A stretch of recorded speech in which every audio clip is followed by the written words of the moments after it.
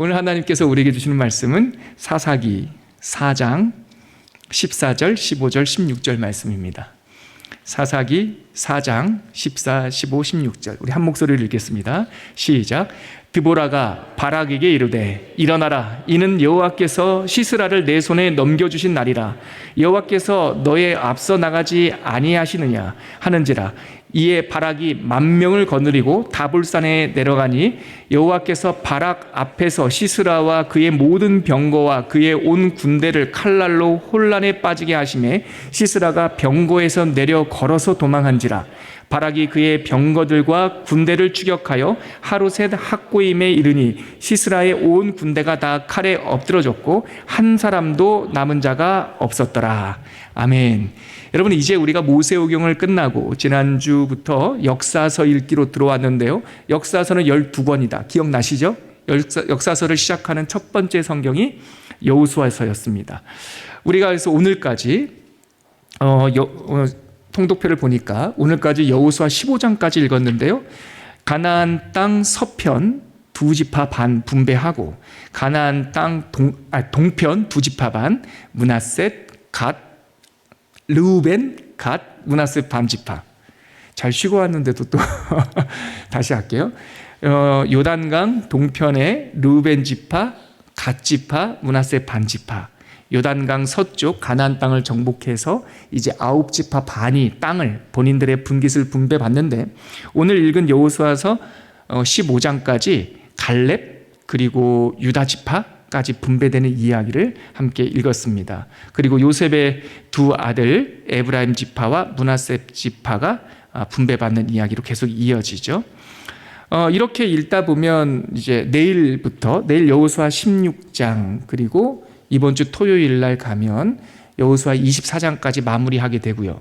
돌아오는 주일부터 역사서의 두 번째 책 사사기가 시작이 돼서 다음 주 수요일 날 우리 만날 때 12번째 시간으로 만날 때 사사기 12장까지 읽게 됩니다. 오늘은 이제 내일부터 읽게 될 이 여호수아 후반부와 사사기 전반부를 제가 한번 개요로 훑어드리고 그 중에 한 말씀, 그 속에 담긴 하나님의 세밀한 메시지를 또 좀 깊게 나누는 시간을 갖도록 하겠습니다. 내일부터 이번 주 토요일까지 3일 동안 여호수아서 나머지를 읽게 돼요. 16장부터 24장까지 총 9장인데 3일이니까 하루에 3장씩 정도의 분량을 토요일까지 읽게 됩니다. 큰 줄거리는 우리 지난주에 제가 말씀드렸듯이 이 제비 뽑아서 각 지파에 거주할 땅을 이렇게 분배받는 제비 뽑기의 원리 두 가지 있다고 기억나시죠? 하나님께서 우리에게 땅을 주실 때 두 가지의 기준으로 땅을 주셨어요. 땅의 넓이는 인구수에 비례해서, 땅의 위치는 다 좋으니까 이래도 되고 저래도 되니까 제비를 뽑아서 하나님께서 위치를 주셨죠. 그래서 그 땅들이 확정되고 정착되는 이야기가 이제 내일부터, 오늘 읽었던 부분도 그거지만 내일부터 토요일까지 읽을 이야기가 땅을 정복하고 나서 그 땅에 들어가 정착하는 이야기입니다. 자, 여호수아 구조를 이 타이밍에서 한번 복습해 봐야죠. 여호수아는 두 파트로 나눌 수 있다. 1부, 2부 기억나시죠? 1부는 가나안 땅을 정복하라. 2부는 가나안 땅에 정착하라. 지금 이제 정착하는 이야기를 이번 주 토요일까지 계속 읽을 겁니다.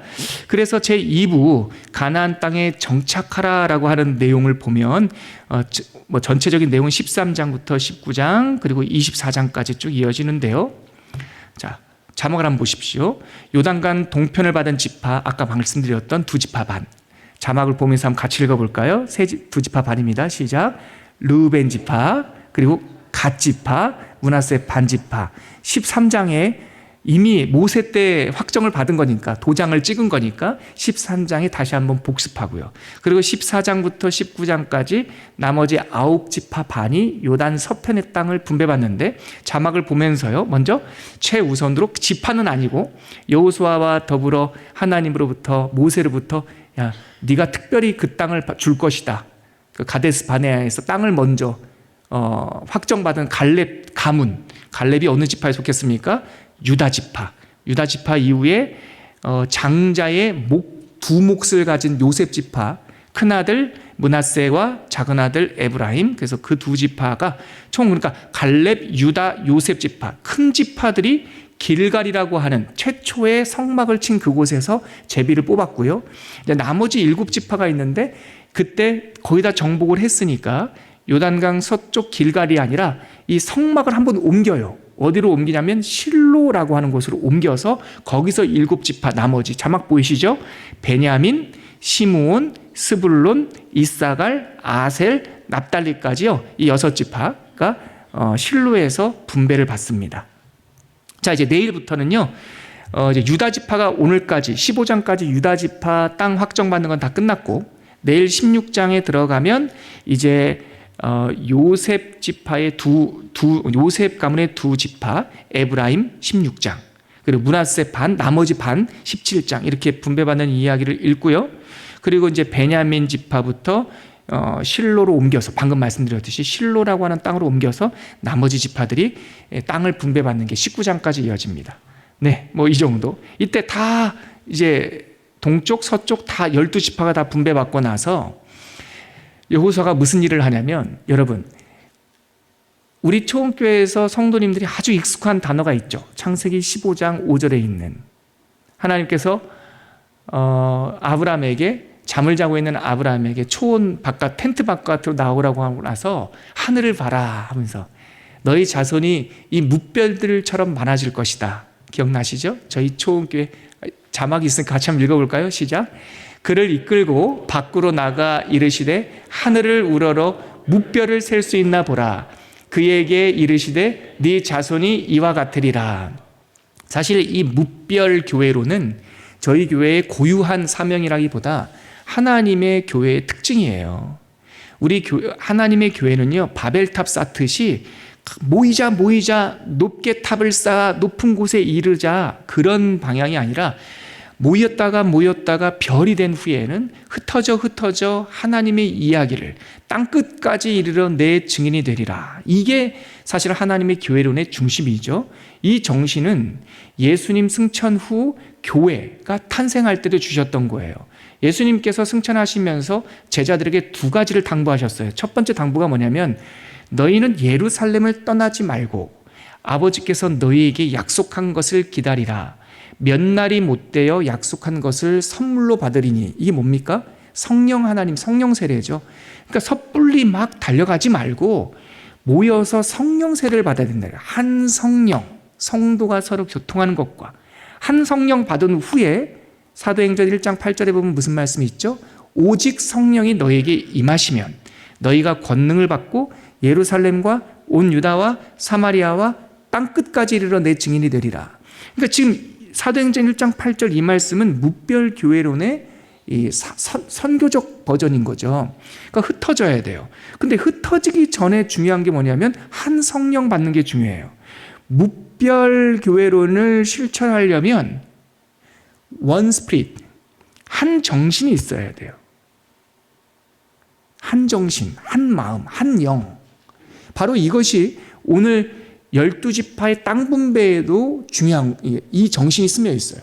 하나님께서 가나안 땅에 들어갔을 때 너희들 살고 싶은 만큼 살아가 아니라 자유롭게 살지만 제비를 뽑아 자기의 고유한 분깃, 자기 땅을 준단 말이에요.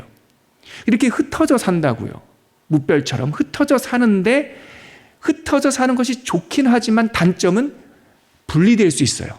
공동체성이 깨질 수 있어요.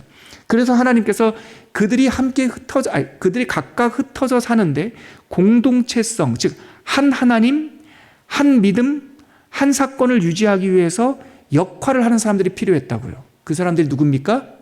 레위 지파예요. 레위 지파는 12지파 안에 안 들어가요. 목사님 12아들이었는데요. 예, 야곱의 12아들 중에 레위 지파가 빠지면서 특별 지파로 빠지면서 요셉이 2지파를 받은 거예요. 그래서 에브라임과 므낫셋이 요셉 지파가 2몫을 받으면서 레위 지파가 빠지고 이 레위 지파는 제사장 지파가 되고 땅을 분배할 때 레위 지파한테는 땅을 안 줘요. 대신에 이 사람들은 지난주에 살펴봤잖아요. 각 지파별로 총 48개의 시티를 주면서 이 레위 지파들이 각각 흩어져 살게 해요. 소금처럼 부패하지 않도록. 그래서 하나님과 레위 지파가 맺은 언약을 성경은 소금 언약이라고 그래요. 그래서 12지파가 땅을 쫙 분배받자 드디어 여호수아가 모세로부터 들었던 하나님의 한 믿음, 한 정신, 부패하지 않도록, 썩지 않도록 영적 공동체성을 유지할 수 있도록 레위 지파가 흩어지게 하는데요. 먼저 도피성 6개를 확정하고, 이거 신명기 때 우리 나눴죠? 기억나시죠? 제 기억으로는 2주 전에 신명기 말씀 나눌 때 제가 성경에는 도피성 제도, 제가 그때 설교 제목을 어서 도피성으로 달려가라라는 제목으로 2주 전에 말씀 나눴어요. 여러분 유튜브 찾아보셔도 돼요.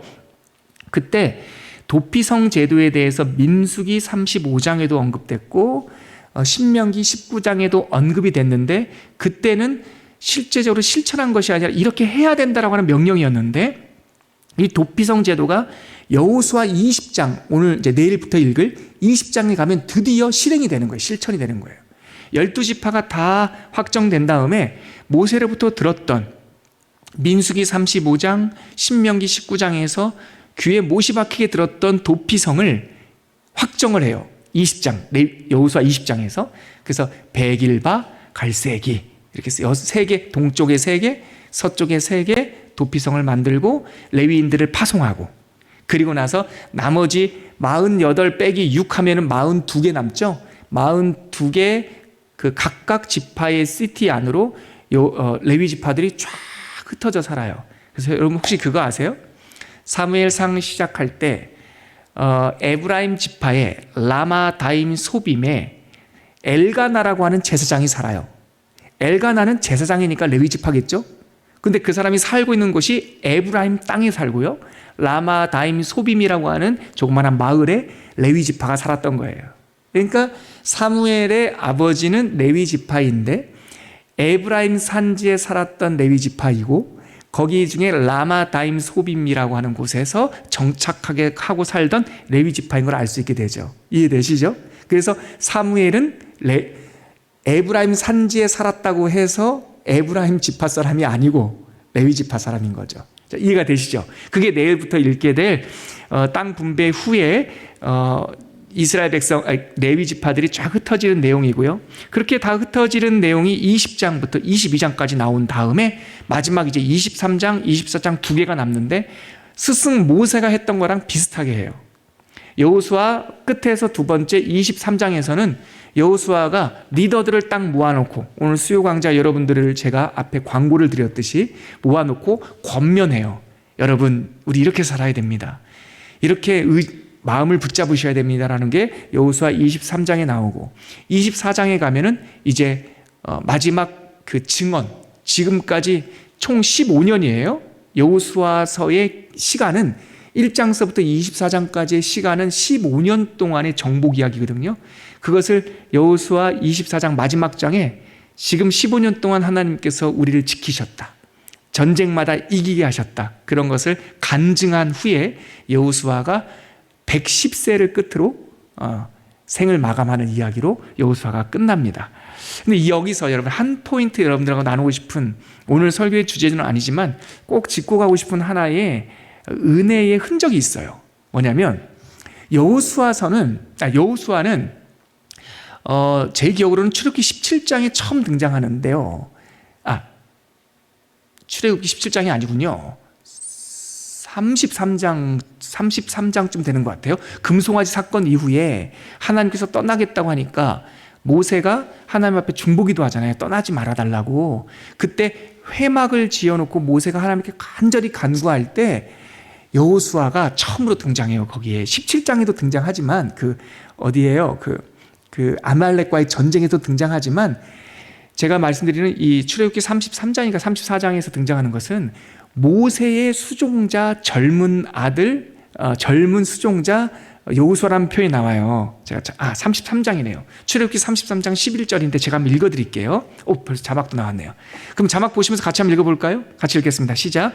사람이 자기의 친구와 이야기함 같이 여호와께서는 모세와 대면하여 말씀하시며, 모세는 진으로 돌아오나 눈의 아들 젊은 수종자 여호수아는 회막을 떠나지 아니하지라. 이게 바로 그거예요. 33장에 하나님하고 중보기도할 때 하루 종일 작정기도를 하고 밤이 해가 떨어져서 잠자러 가면 모세가 잠자러 가면 여기서 수종자라는 말이 처음 나와요. 이 여호수아는 그 회막을 충성스럽게 딱 지키고 있는 거예요. 아무도 틈타지 못하도록. 이때 젊은 수종자라는 말이 나오는데요. 그러니까 여호수아는 모세의 시종이었던 거예요. 시종. 옛날 성경에는 시종이라는 표현이 나와요. 근데 이 여호수아, 오늘 우리가 읽었던 여호수아를 시작할 때도 이 여호수아를 부르는 명칭이 달라지지 않았어요. 모세의 수종자라고 되어 있어요. 우리 여호수아서 1장 1절 자막을 한번 보실까요? 여러분도 성경을 찾아도 되고요. 자막을 보셔도 됩니다. 우리 한번 읽어볼게요. 시작. 여호와의 종 모세가 죽은 후에 여호와께서 모세의 수종자 눈의 아들 여호수아에게 말씀하여 이르시되, 여러분 여기 보세요. 여호와의 종이라고 말해요. 모세가 죽은 후에 여호와께서 모세의 시종 눈의 아들 여호수아에게 말씀하셨다. 이때는 여호수아가 리더로 등장하는 순간 아닙니까? 출애굽 2세대 여호수아 세대를 이끌고 있는 리더 아니에요? 리더임에도 불구하고 성경은 그를 모세의 시종이라고 말을 해요. 근데요, 여호수아는 등장서부터 죽을 때까지 모세의 시종이었는데요, 여호수아 24장 죽는 순간에 하나님께서 그를 뭐라고 불러주시는 줄 아세요? 여호수아 24장 29절 한번 보세요. 자막을 한번 보세요. 같이 한번 읽을게요. 시작. 이 일 후에 여호와의 종 눈의 아들 여호수아가 110세에 죽음에. 저는 이게 너무 감동적인 거예요. 여호수아는요, 모세의 비서로, 모세의 시종으로 등장했는데요, 그리고 그가 리더가 됐을 때도 모세의 시종으로 불렸는데요, 그가 사명을 다하고 110세에 하늘나라를 갈 때 성경은, 하나님은 여호수아를 더 이상 모세의 수종자가 아니라 여호와의 종, 딱 한 번, 출애굽부터 시작해서 여호수아 끝날 때까지 여러 번 여호수아가 등장하지만 여호와의 종이라고 불리는 순간은 24장 29절 이 한 절이에요. 예전에 제가 이 말씀을 읽다가 큰 은혜를 받았어요. 그래서 하나님, 저는 이 땅에 살 때 이런저런 이름으로 불리겠지만 사명을 다하고 하나님 앞에 갈 때 여호와의 종 아무개 이렇게 불리고 싶습니다라고 하는 소망이 있었어요. 히브리어로 보면 모세의 시종이라는 말은 사라트 모세라는 말이에요. 사라트 모세. 여호수아 24장 전까지는 여호수아는 사라트 모세였어요. 모세의 서번트였어요. 그런데 24장 하늘나라를 가기 직전에 성경은 그를 뭐라고 부르냐면 에베드 아도나이 이렇게 불러요. 여기서 아도나이는 야훼, 여호와를 말하는 겁니다. 여호와의 에베드, 여호와의 종 이렇게 말합니다. 사라트라는 말은요, 일꾼이라는 뜻이에요. 모세의 시종이라고 말할 때 그 사라트는 일꾼, 일하는 사람이에요. 그런데 에베드 아도나이, 여호와의 에베드라는 말은 여호와의 몸종이라는 뜻이에요. 종. 신분적으로 보면은요, 사라트가 좀 더 좋은 사람이에요. 월급 받는 사람이거든요. 일하는 사람이에요. 에베드라는 말은요, 그에게 속한 사람이라는 뜻이에요. 종. 완전한 서번트예요. 서번트. 슬레이브라고도 하죠. 종. 그런데 여호와에 속한 사람이라고 하는 것은 세상에서 말하는 호칭의 높고 낮음과 상관없는 거예요. 우리의 소망이 이게 돼야 된단 말이죠. 우리는 일꾼으로 시작해서 사장이 되기를 원해요. 이게 세상의 방법이에요. 하나님은요, 우리들이요, 여호와 안에 속한 여호와의 사람이 되길 바라요. 여호수아가 그것을 우리에게 보여주세요. 그래서 이번 주 수요일 날 여호수아서 24장 읽으실 때 아까 29절 이 일 후에 여호와의 종 눈의 아들 여호수아가 110세의 죽음에 할 때 이 29절에 나오는 여호와의 종의 동그라미를 딱 치고 앞으로 넘어가셔서 1장 1절에 있는 모세의 수종자를 동그라미 쳐서 모세의 수종자에서 여호와의 종으로, 이것이 바로 여호수아서의 큰 화살맥인 거예요. 이렇게 여호수아가 끝난 다음에 두 번째 성경 사사기가 시작되는데요, 사사기의 시작은 시간은 약 한 350년의 기간이에요. 사사기 1장부터 마지막 21장까지는 350년의 기간이고요. 그 사사기의 등장인물들은 어떤 사람들이냐면, 여러분, 모세오경의 그러니까 출애굽 백성은 모세 세대라고 제가 지난주에 닉네임 별명을 붙였죠. 여호수아서의 등장인물들은 여호수아 세대라고 그랬어요. 사사기에 등장하는 인물들은 어떻게 부를까? 성경은 다른 세대라고 불러요. 사사기 2장 10절에 보면 사사기 2장 10절 자막을 보면서 같이 읽어볼게요. 시작. 그 세대의 사람도 스톱. 그 세대가 누구냐면 여호수아 세대. 여호수아 세대입니다. 다시 읽을게요. 시작. 그 세대의 사람도 다 그 조상들에게 돌아갔고 그 후에 일어난 다른 세대는 여호와를 알지 못하며 여호와께서 이스라엘을 위하여 행하신 일도 알지 못하였더라. 네, 사사기 역사서의 두 번째 책 사사기는 무슨 내용입니까? 다른 세대 이야기입니다. 출애굽 이후에는 모세 세대, 여호수아서는 여호수아 세대, 사사기는 다른 세대들의 좌충우돌 집 나가는 아이 다시 잡아놓고 집 나가는 아이 다시 잡아놓고 하여튼 사춘기를 제대로 겪는 듯한 그런 제가 자주 쓰는 말이죠. 엉망진창인 이야기가 12번 반복되는 것이 사사기입니다. 사사기 구조는요. 사사기란 말은 히브리 말로 쇼페팀이라고 그래요. 판관들, 사사들이라는 거예요. 이때는 재정일치, 정치적, 종교적 리더를 한 사람이 하던 거, 이 쇼페팀들의 책이 사사기예요. 사사기 구조를 한번 봐야죠. 사사기 구조는 아까 여호수아는 정복, 정착 2부였다면 이 사사기는 서론, 본론, 결론 3부라고 보시면 돼요. 서론은 1장과 2장, 사사기가 시작되는 다른 세대의 분위기가 어떤가라는 것이 1장, 2장. 계속 실패하는 거예요. 완전 정복 실패. 큰 땅으로 12지파가 분배받았는데 그 안에 이미 주인 노릇하며 살고 있던 이방 가나안 민족들이 있잖아요. 하나님께서 이렇게 내쫓으라고 그러는데 완전 정복을 실패해요. 이게 1장, 2장. 그리고 본론은 뭡니까? 3장서부터 16장까지 12명의 사사들, 이렇게 완전 정복을 실패한 350년 동안 하나님 앞에 잘 붙어 있으면 성공시대를 열다가 하나님 리더가 없어지면, 리더가 얼마나 중요한지 몰라요. 리더가 없어지면 이 사람들이 여호와의 목전에서 악을 행하여 다시 떨어지니까 이방의 볼모가 되고 종이 되고 힘들다고 막 부르짖으면 하나님께서 또 다른 사사를 보내주셔서 다시 성공시대를 열고, 또 이 사사가 죽으면 또 여호와의 이거 계속 반복되는 말입니다. 제 말이 아니라 그들이 여호와의 목전에서 악을 행하여 하나님께서 그들을 누구누구의 손에 넘기심에 또 이방 사람의 종이 되고, 이걸 12번을 해요. 그 12번을 노병균 목사는 앞글자 따서 외우잖아요. 옷, 에, 삼드, 기돌, 야, 입, 엘, 앞삼. 여전히 방언 같죠? 한번 따라해 보시겠어요? 이거 이제 방언처럼 의미 없이 따라하지만 입에 찰싹 붙는 날이 있을 겁니다. 한번 따라해 볼게요. 옷, 에, 삼드. 감사합니다. 유치하다고 생각하지 않고 따라해 주셔서 한 번 더 해볼게요. 옷, 에, 삼드. 에, 삼. 기, 돌, 야, 입. 입, 엘, 앞, 삼. 네, 이 사람들이 12명 사사들이에요. 이 사람들이 온니엘, 에훗, 삼갈, 드보라, 옷, 에, 삼들, 전기사사. 기, 돌, 야, 입, 기드온, 돌라, 야일, 입단, 중기사사. 입, 엘, 앞, 삼, 입산, 엘론, 압돈, 삼손, 후기사사.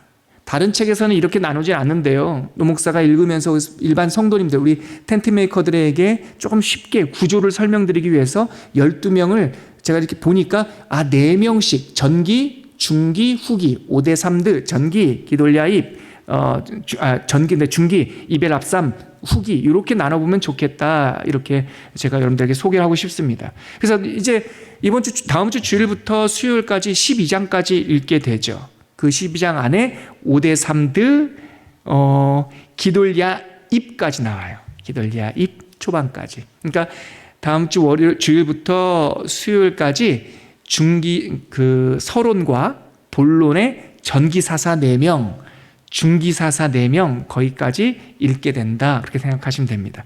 오늘 이 구조는 이 정도 설명드리고요. 이 중에서 제가 여러분들에게 한 구절, 하나님의 이 사사시대에 있었던 사사시대에 전하고자 하시는 하나님의 메시지를 여러분들과 함께 나누고자 하는데요. 그것이 바로 아까 우리가 함께 읽었던 사사기 4장 14절부터 16절까지 말씀입니다. 오늘 4장 14절, 15, 16절 보면 어떻게 시작합니까? 4장 14절을 한 번 더 읽어볼까요? 사사기 4장 14절 같이 읽겠습니다. 시작. 드보라가 바락에게 이르되 일어나라, 이는 여호와께서 시스라를 내 손에 넘겨주신 날이라. 여호와께서 너의 앞서 나가지 아니하시느냐 하는지라. 이에 바락이 10,000명을 거두리고 다볼산에서 내려가니. 자, 오늘 우리가 함께 읽었던, 오늘 이 시간에 나눌 이야기는 드보라 이야기입니다. 드보라는 몇 번째 사사일까요? 5대 3, 네 번째 사사입니다. 그런데 드보라가 라고 시작했던 14절 바로 옆에 보니까 바락이라고 하는 군대 장관이 나오네요. 바락은 드보라 여사사를 도와주는 인물입니다. 왜 바락이 필요했냐면, 제가 방금도 설명드렸지만 12명의 사사 중에 드보라는 여자 사사입니다. 요즘은 여성들의 인권, 또 여성들뿐만 아니라 아이들, 외국인들의 인권에 굉장히 민감하기 때문에 무슨 이야기할 때 여자 목사님, 여자 사사 앞에 여자라고 하는 성별을 붙이는 것조차 실례인 시대인데요. 좀 안타깝게도 과거에는, 또 고대 사회에는 여성을 불완전한 인간으로 취급했어요. 그래서 제가 전에도 말씀드렸지만 힐랍 철학, 우리가 민주주의의 보고라고 말하는 그리스에 가면은요, 그리스 힐랍 철학자들이 말했던 민주주의에는요, 여성이 들어있지 않습니다. 그들의 사상 안에서는 여성은 하등한 존재라고 생각했어요. 그런데 헬레니즘은 그랬어요. 근데 헤브라이즘은 안 그랬어요. 하나님의 성경에는 여성들의 비중이 적긴 하지만 여성들을 존재론적으로 차별하지 않았어요. 그래서 12명의 사사는요, 정치와 종교의 리더자를 가리켜요. 그 중에 여성이 들어가 있어요. 예수님의 족보를 이야기할 때 여성들의 이름이 정확하게 들어가 있어요. 그리고 그 여성들 중에서 알다시피 마태복음 1장에 나오는 예수님의 족보 중에 등장하는 그 여인들이요, 우리가 흔히 말하는 확 자랑하거나 좋은 명문 가정의 여인들이 아니에요. 우리 하나님께서는요, 문벌을 중요하게, 그러니까 탓하지 않아요. 성별을 탓하지 않아요. 하나님은, 오늘 제가 설교의 본문 제목처럼 하나님은 못 쓰실 것이 없어요. 드보라를 쓰시는 하나님을 보면서 사사기의 하나님의 역사는 사람들의 능력이나 사람들의 가문이나 사람들의 무슨 족보 이런 것을 따지는 것이 아니라, 하나님은 휘어진 막대기도 쓰시고 부족한 단도도 쓰시고 왼손잡이도 쓰시고 외눈박이도 쓰시고 여자도 쓰시고 가문이 안 좋은 소위 첩외자, 우리 입다 같은 경우는 그렇죠. 변두리 사람도 쓰시고 연약한 자를 다 쓰신단 말이죠. 그래서 저는 성경에, 여러분, 사사들 중에 맨 마지막 사사가 이벨 압삼, 맨 마지막 누구죠? 삼손이죠. 삼손 보세요. 삼손 우리가 인간적으로 배울 게 뭐가 있습니까? 저는 예전에 삼손 이야기 읽다가 문득 이런 생각이 들더라고요. 하나님, 삼손처럼 살으라는 거예요? 삼손처럼 살지 말라는 거예요? 여러분 생각은 어떠세요? 삼손처럼 살고 싶으세요? 삼손처럼 살고 싶지 않으세요? 예, 이게 많죠 지금? 예. 저도 그렇더라고요. 저 삼손처럼 살기 싫던데요. 막 배신당하고 그래요. 제가 읽어보세요. 예. 읽어보시면 삼촌의 삶이 참 구구절절, 예? 그렇잖아요. 우여곡절이 많잖아요. 그런데요, 사사기의 삼손도 사사였어요. 거기서 주인공은 삼손이 아니라 그렇게 심리적으로 열등감이 있는 사람, 상처가 있는 사람, 이혼한 사람, 또 여성에 약한 사람, 물질적으로도 약한 사람, 불임 가정에 태어난 무녀 동남의 외아들, 성격도 하여튼 이상하고 막 분노 조절 장애인 것 같기도 하고, 하여튼 핵심 뭡니까? 그런 사람도 쓰신단 말이에요. 입다 보세요. 입다 읽어보세요. 어마어마해요, 그 사람 성격. 그런데 하나님께서는 입다를 붙잡으시면 쓰신다는 말이죠. 에훗이요, 이제 당장 사사기 시작하면 주일날 읽는데요, 옷에삼드에서 에훗, 두 번째 사사. 이 사람이 80년 동안 가장 길게 이스라엘을 인도하던 사사입니다. 근데 에훗의 승전가, 첫 번째 승전가가 뭔지 아십니까? 사람들이 있지도 않아요. 돕는 사람도 없어요. 구산 리사다임인가요? 그 당시에 이 이스라엘을 압제하던 사람 때문에 못 살겠다. 우리나라가 좀 독립해야, 이스라엘이 좀 이 압제에서 벗어나야 되는데, 근데 에훗이 능력이 있나요? 어떻게 생각합니까? 하나님 나에게 조그마한 단도 하나만 주십시오. 그래가지고 단도 요만한 거 하나 왼쪽 다리에 차고 들어가요. 그리고 그 이스라엘을 압제하는 왕에게 왕이시여, 제가 긴히 드린 말이 있습니다. 그랬더니 그 왕이 이방의 왕이 비둔하여 움직이지 못하고 의자에 앉아 있었거든요. 이제 다음 주 월요일 날 읽으면 재밌는 얘기 나와요. 앉아 있으니까 이 에훗이라는 사람이 왕이여 주변을 좀 물려주시지요. 그랬더니 그 왕이 뇌물이라도 받을 것 같아서 기나게 나한테 할 얘기가 있다고 하고 사람들을 물려요. 그래서 그 비둔한 왕과 에훗이 1대1로 대면해요. 할 말이 뭐냐? 제가 귀에다가 좀 말씀드려야겠습니다. 그래? 뭐 대단히 좋은 거 갖고 왔나 본데? 그래 일로 와봐 해가지고 에훗이 그 앞에 쭉 갑니다. 그리고 보통 오른손잡이니까 오른손으로 이렇게 얘기하려고 하다가 사실 에훗은 왼손잡이였거든요. 왼쪽에 있는 다리 밑에 있는 단도를 빼서 그렇게 해서 대적의 심장을 찌른단 말이에요. 그리고 나서 그 나라 이스라엘을 억압하던 그 나라들이 와해되면서 독립이 일어나요. 운동이 일어나면서 80년 동안 리더하게 돼요.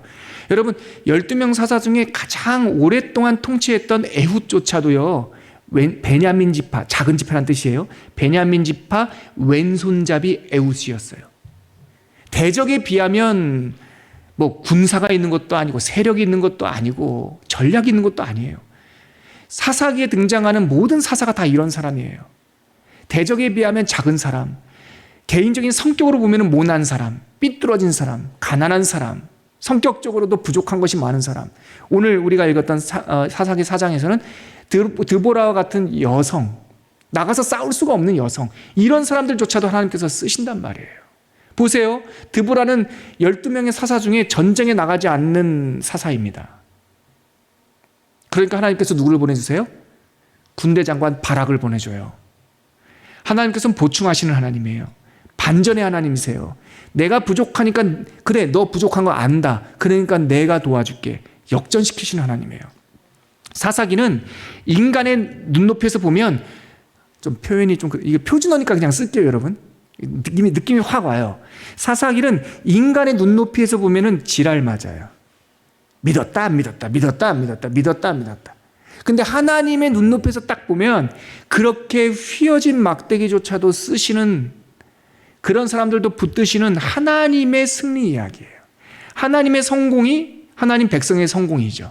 하나님과 붙어 있을 때 쓰임받고 반전하고, 그래서 못 쓰실 것이 없는 하나님의 이야기가 사사기의 이야기입니다. 그 중에 중심에 드보라가 있고요. 오늘 읽었던 우리 14, 15, 16절에 바로 이 드보라 시대 때 이스라엘 백성을 괴롭히던 사람들이 누구냐면 미디안 사람들이었어요. 미디안 사람들이 어떤 정도로 힘이 셌냐면요, 우리 4장 1절부터 5절까지 보시면, 제가 한번 빠르게 읽어드릴게요. 사사기 4장 1절부터 5절 배경을 좀 아셔야 돼요. 제가 읽을게요.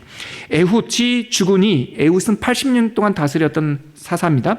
에훗이 죽으니 이스라엘 자손이 또 여호와의 목전에 악을 행하며 여호와께서 하솔에서 통치하는 가나안 왕, 제가 아까 미디안이라고 했죠. 취소요. 가나안 하솔랑 야빈의 손에 그들을 파셨으니 그의 군대 장관은 하로셋 학고임에 거주하는 시스라요. 야빈 왕은 철병거 900대가 있어 20년 동안 이스라엘 자손을 심히 학대하였으므로 이스라엘 자손이 여호와께 부르짖었더라. 그때 랍비돗의 아내 여선지자 드보라가 이스라엘 사사가 되었는데, 그는 에브라임 산지 라마와 베델 사이 드보라의 종려나무 아래에 거주하였고 이스라엘 자손은 그에게 나가 재판을 받더라. 무슨 상황이었냐면요, 80년 동안 백성을 인도하던 에훗이 죽으니까 이스라엘 백성들이 여호와의 목전에서 또 악을 행했어요. 그래서 하나님께서 이들이 하나님과 떨어지니까 낭떠러지에 떨어졌죠. 이스라엘 백성이 낭떠러지에 떨어진 그들을 움켜잡았던 왕이 누구냐면, 북쪽 가나안 땅 보면은, 이스라엘 땅 보면은 북쪽에 갈릴리 호수 있지요. 그 갈릴리 호수 위에 하솔이라는 도시가 있는데, 바로 그 하솔을 다스리던 왕 야빈이라는 사람이 군사를 이끌고 와가지고 이스라엘을 20년 동안 정복한 거예요. 통치한 거예요. 그래서 엄청 학대한 거예요. 그래서 이스라엘 백성들이 부르짖으니까 하나님께서 드보라를 보내주셨어요. 그런데 그리고 이 하솔 왕 야빈은 북쪽 연맹체였으니까 시스라라고 하는 군대 장관이 있었어요. 거의 같은 족장급인데 시스라는 야빈보다 조금 세력이 약한, 하지만 전쟁을 잘하는 부족, 옛날식으로 말하는 바이킹 부족 같이 전쟁을 잘하는 부족이었어요. 근데 이 시스라가 운영하고 있는 군대의 특징이 뭐냐면 철병거 900대가 있었다는 거죠. 그 시절로 말하면요, 최첨단 무기예요. 요즘으로 말하면 탱크예요. 이스라엘 백성들은요, 청동기 가지고 있는데 북쪽 하솔왕 야빈은 시스라를 앞세워서 탱크 900대를 갖고 있어요. 이 게임이 안 되죠. 이때 전쟁에 나갈 수도 없는 여성 드보라를 사사로 세웠어요. 더더욱 계산이 안 나오죠. 그러니까 그러나 하나님께서 하시면 그게 더 답이 있단 말이죠. 그 드보라를 돕기 위해서 바락이라고 하는 선지자를 돕는 장군을 세웠고, 이 바락이 어디 사람이냐면 스불론, 이 납달리 북쪽, 즉 하솔 바로 옆에 사는 사람이에요. 그 바락을 통해서 전쟁을 일으키는데요, 제가 전해두고 싶은 건 이거예요. 이겼어요, 전쟁을.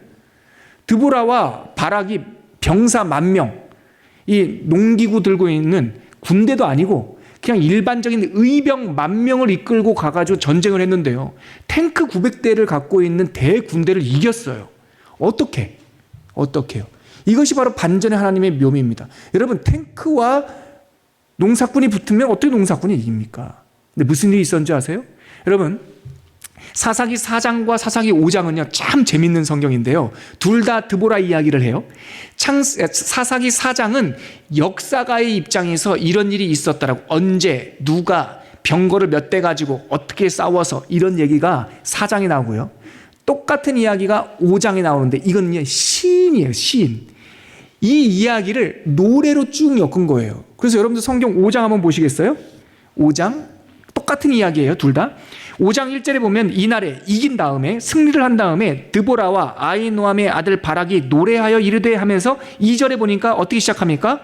이스라엘의 영솔자들이 영솔하였고, 이렇게 시작하죠. 자막 보지 말고 성경책을 한번 보시면 2절서부터는 한마디 정도 살짝 들어가 있죠. 들어가 있어요? 안 들어가 있어요? 여러분들 성경책에 1절에는 안 들어가 있는데 2절서부터는 살짝 들어가 있죠. 시예요, 시. 그러니까 성경에 그게 기법인데, 이야기를 쓰면은 앞줄 맞춰가지고 쭉 쓰다가 이게 시편이나 노래나 뭐 이런 거면 살짝 들었어요. 그러니까 똑같은 이야기를 4장에서는 역사가의 입장에서 그 신문 기사 쓰듯이 쭉 진술하고, 5장에 가면 노래하듯이 시 쓰듯이 운문체로 쓰는 건데요, 그때 무슨 일이 있었는지 5장에 나와요. 전쟁할 때 4절인데요, 우리 사사기 5장 4절, 무슨 일이 있었을까요? 전쟁할 때 무슨 일이 있었기에 10,000명의 농사꾼이 탱크 900대를 앞세운 대군대를 20년 동안 다스리던 군대를 이겼을까요? 자, 5장 4절 같이 읽겠습니다. 시작. 여호와께서 주께서 세일에서부터 나오시고 에돔들에서부터 진행하실 때에 땅이 진동하고 하늘이 물을 내리고 구름도 물을 내렸네. 이거예요, 여러분. 어떻게 이겼는지 아시겠어요? 탱크를 앞세운 철병거, 그들의 장점으로 백성들을 정말 이렇게 압제하고 압도적으로 이겨야 되겠다라고 시스라가 병거를 밀고 쫙 올 때, 그때 마침 하늘이 진동하면서 하늘에서 장막이처럼 물이 막 쏟아진 거예요. 물난리가 난 거예요. 물난리가 나면 병거는 달릴 수 있습니까? 못 달리죠. 철병거는 더 무거우니까 그게 도구가, 그러니까 돕는 장점이 될까요? 단점이 될까요? 단점이 되죠. 하나님이 이렇게 반전시켜 버리는 거예요. 그들의 강점이라고 생각하고, 나는 철병거가 있으니까 다 이길 수 있어. 비가 내리는 순간 그것이 아주 무용지물이 되는 거예요. 그래서 오늘 읽었던 4장 14절 이후 보세요. 15절에 보니까, 4장 15절에 보니까 여호와께서 바락에서 시스라와 그의 모든 병거를, 그의 온 군대를 칼날로 혼란에 빠지게 했대요. 싸운 게 아니에요. 병거를 탄 사람들이 혼란에 빠지기 시작했어요. 진펄에 빠졌으니까, 움직이질 않으니까. 그래서 시스라가 15절 끝부분에 보면 시스라가 병거에서 내려 걸어서 도망가요. 병거가 진흙에 갯벌에 진흙이 빠져버리면 걸어서 돌아가야 돼요. 그러니까 자기네들끼리 자중질환이 일어나더니 그 가벼운 몸, 가볍게 온 군대가 그 시스라 군대를 이긴 거죠. 근데 더 역전은 뭔지 아십니까? 다 죽었는데 이 군대 장관 시스라가 혼자 도망가요. 하로셋 학고임 자기네 마을로. 그리고 그쪽으로 도망가서 헤벨의 아내 야엘, 17절에 보니까 야엘이라고 하는 여인의 텐트에 숨어 있어요. 나 좀 숨겨주시게. 내가 지금 몸이 조금 그렇다네 하고 야엘의 텐트에 숨어 있었는데요. 야엘이 이 여성이 정황을 쭉 보더니 전쟁의 승산은 이미 끝났거든요. 그 야엘이 말뚝을 가지고 와가지고 시스라가 배고프다고 그러니까 저기 유산균, 치즈 뭐 이런 건데 좀 드시겠어요? 달라고. 그래서 양젓, 뭐 우유 이런 걸로 든든히 이 도망치던 시스라에게 든든히 치즈를 먹인 거예요. 그리고 고운데 잤어요. 야엘이요? 텐트에 말뚝을 갖고 와가지고요. 죽였어요. 그렇게 자랑하던 장군, 여인하고 우리가 무슨 게임이 되겠어? 우리가 이기지. 농사꾼들하고 우리 철병거하고 무슨 게임이 돼? 우리가 이기지. 근데 하나님께서 하늘에 물을 내리시고 진퍼를 만드시는 순간 철병거가 짐이 되고 도망치고 여인 아니. 근데 여인의 텐트에 숨고 그 여인 숨었던 평범한 여자의 말뚝에 찔려 죽어요. 시스라가. 하나님 무슨 얘기해 주신 겁니까? 도대체 승리는 어디에 있는가요? 우리의 전략 전술, 우리의 형편이 아니라는 거예요. 하나님께서 사사기에서 계속 말씀하시는 것은 바로 이 반전의 하나님. 못 쓰실 자가 없는 거예요. 아까 5대 3드 이 네 사람이 다 어떤 사람들입니까? 제가 정리해 보니까 다 부족한 사람들이에요. 전기사사 5대 3드 드보라도 그렇고 에훗도 그렇고 다 부족한 사람들이에요. 하나님은 부족한 사람들도 쓰세요. 중기사사들이 어떤 사람들입니까? 기돌, 야입 다 작은 자들이에요. 기드온은요. 그 미디안 사람들이 쳐들어오니까 그 나달 뺏기기 싫어가지고요. 타작마당에서 타작 안 하고 포도주 틀에서 나달 까고 있던 아주 작은 사람이에요. 입다는요 기생의 아들이에요. 하나님은요 못 쓰실 분이 없어요. 하나님은 작은 자도 쓰세요. 마지막 입엘 압삼 이 사람들은 어떤 특징이 있습니까? 무명한 자예요. 삼손은 부림의 집에 태어난 무녀 동남 외아들이었고요. 여러분 입산 들어보셨어요? 입산? 산에 올라갈 때나 입산 금지 뭐 이런 거 봤지 뭐 성경에서 입산이라는 단어가 있는 줄 아셨어요? 근데 사사 중에 있다니까요. 2줄인가 나와요. 2줄. 엘론 들어보셨어요? 못 들어보셨죠? 압도는요? 못 들어봤죠? 삼손이나 이제 좀 들어봤죠. 후기사사, 입산, 엘론, 압돈, 삼손 다 무명한 자예요. 사사기에서 계속 말하는 것은 하나님은 못 쓰실 사람이 없다. 작은 자나 부족한 자나 무명한 자나 하나님께서는 다 쓰신다. 그 이야기를 사사기에서 계속 해주고 있는 거죠. 제가 오늘 좀 이야기가 길었네요. 여러분 이번 주 토요일까지 여호수아서 잘 맞추시고 여호수아서를 맞추실 때 여호수아서 1장 1절과 24장 23절인가요? 모세의 시종에서 여호와의 종으로 그 이야기를 잘 꿰뚫으면서 마무리하시고 다음 돌아오는 주일부터 수요일까지 12장인가요? 2장까지 읽으시면서 5대 3드 기돌랴 입까지 읽으시면서 하나님께서는 못 쓰실 사람이 없다. 부족한 사람도 쓰시고 작은 사람도 쓰시고 연약한 사람도 쓰신다. 하나님을 깊게 묵상하고 하나님의 그 성품 때문에 은혜 받는 성경 읽기 또 말씀 체험이 있는 시간이 되기를 바랍니다. 시간이 많이 지나서 오늘은 찬양을 하지 않고 우리가 좀 차분히 찬양 반주 속에서 기도를 하면서 한번 마무리했으면 좋겠는데요. 오늘 제목을 하나 잡으시죠. 하나님은 못 쓰실 것이 없다. 하물며 우리일까 보나 우리도 쓰신다. 연약해도 작아도 부족해도 하나님 우리 좀 사용하여 주십시오. 살 이유가 있으면 쓰러지는 법이 없습니다. 제가 자주 하는 말인데 사명자는 쓰러지지 않습니다. 사명자가 뭡니까? 사명자가 그 졸업장이 아니라 할 일이 있는 사람입니다. 하나님 우리들에게 사명을 주시고 물질을 벌어야 할 이유, 공부해야 할 이유, 건강해야 할 때 이유 하나님 그 모든 것들 가운데 하나님의 붙들림이 있게 하여 주시옵소서. 그렇게 한번 기도하겠습니다. 하나님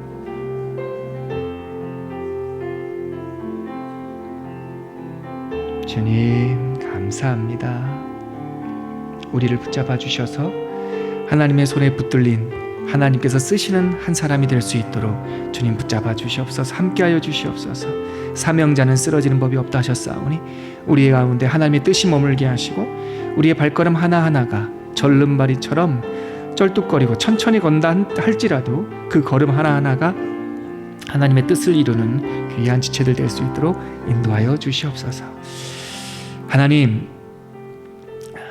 매주 성경을 읽는 것이 때로는 큰 사건, 시간을 관통하면서 그 속에 담긴 하나님의 메시지를 놓칠 때가 많습니다.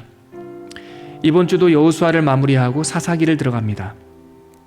큰 이야기여서 우리가 그 속에 담긴 하나님의 음성을 놓칠 수도 있는데 오늘 이 시간 아버지의 음성에 귀를 기울이고 마음에 담는 시간 되게 하여 주시고 우리가 여호와의 종으로 살고 싶다라고 하는 소망, 하나님께서는 못 쓰시지 못할 사람이 없다라고 하는 하나님의 뜻, 하나님께 붙들린 삶을 살 수 있도록 이끌어 주시고 하나님께서 붙드실 때 이루시고 승리하시고 하나님 승리의 시대, 더불어 성도의 승리의 시대를 살 수 있음을 소망하고 기대하게 하여 주시옵소서.